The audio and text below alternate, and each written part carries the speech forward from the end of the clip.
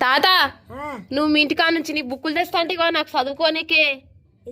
నువ్వు బుక్కులు తెస్తాను నీ బుక్కులని పెద్ద బాల శిక్షని సాంఘికని సామాన్యం తెస్తా అంటేవిగా నాకు బుక్కులు పెద్ద బాల శిక్ష బుక్కు తెస్తా అంటేవిగా నువ్వేం చెప్పినావు సంచిలో కట్టి పెట్టినానులే నువ్వు ఉన్నాయని చెప్తేవా ఎలా ఉన్నాయంటే వాయలా లేవు